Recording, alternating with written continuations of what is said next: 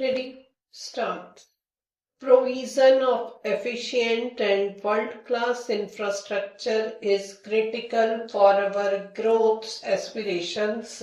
A key issue that bears repetition is the imposition of appropriate user charges necessary to provide adequate returns on investment. Some success has been achieved in areas such as telecom, roads and ports where appropriate user charges exist.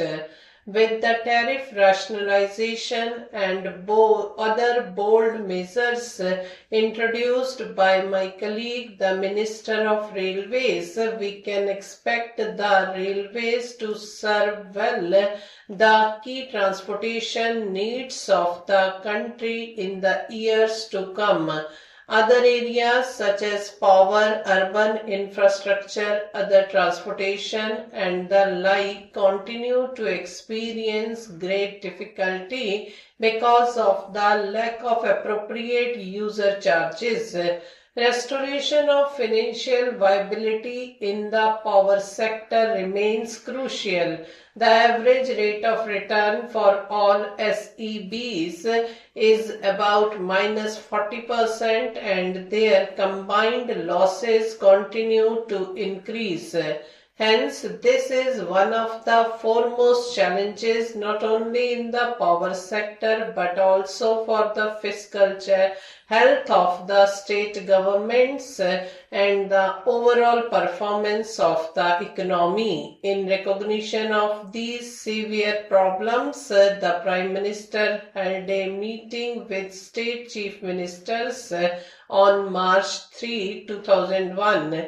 While broadly agreeing with the desirability of power sector reforms to achieve commercial viability of state electricity boards, the conference placed special emphasis on distribution reforms and elimination of theft of electricity. Subsequently, the high-level empowered group of chief ministers and union ministers has agreed to a one-time settlement scheme in regard to SEB overdues to the central public sector utilities through scrutinization and issue of tax-free bonds by the respective state governments, subject to the achievement of specified performance milestones and full payment of current dues in the future.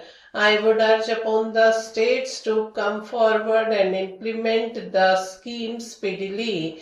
The Ministry of Power has already signed memoranda of understanding with 20 states and is expected to complete the exercise with the remaining states soon. To redouble our effort in this direction, APDP is being redesigned as the Accelerated Power Development and Reform Program with an enhanced plan allocation of rupees 3,500 crore for 2002-03 up from rupees 1,500 crores this year. Access to the states to the fund will be on the basis of agreed reform programs in the future. I am glad to inform the House that the Prime Minister's National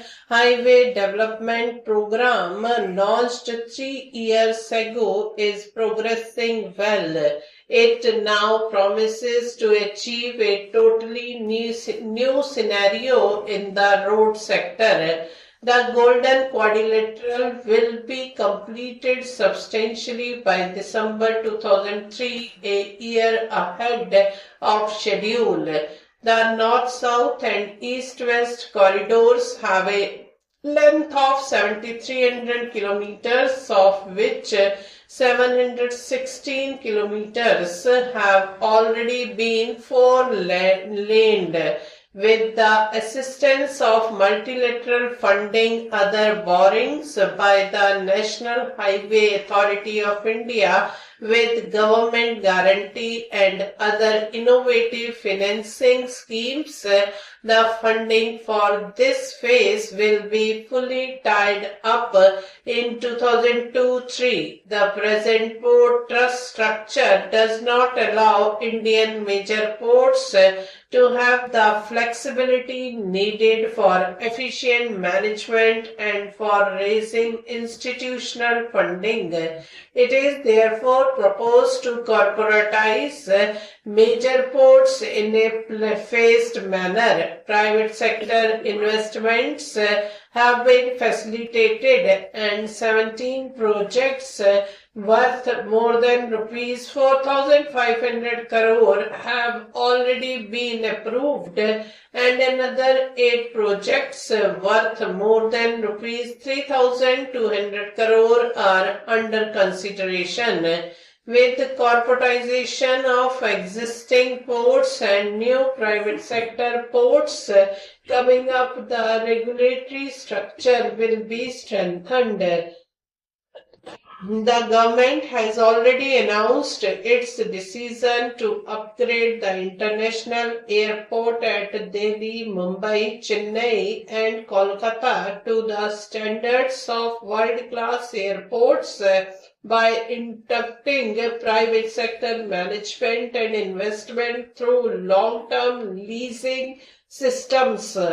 Modalities for inviting offers have been finalized and the leasing process will be completed in 2002-03.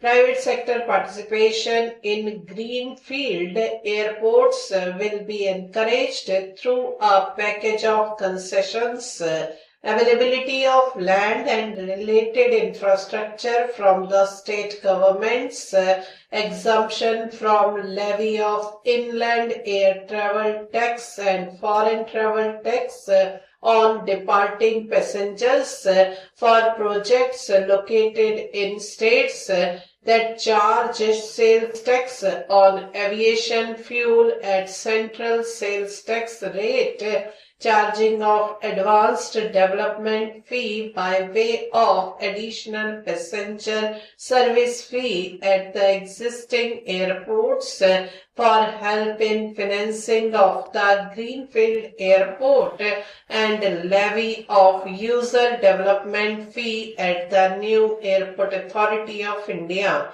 The proposed new airports in Bangalore and Hyderabad will benefit from these concessions. The 2001 census shows that the urban population in India is now about 285 million, greater than the total population of the United States. The number of cities with more than 1 million population has increased from 23 in 1991 to 35 in 2001. We are aware of the sad plight of most of our towns and cities as such. Stop.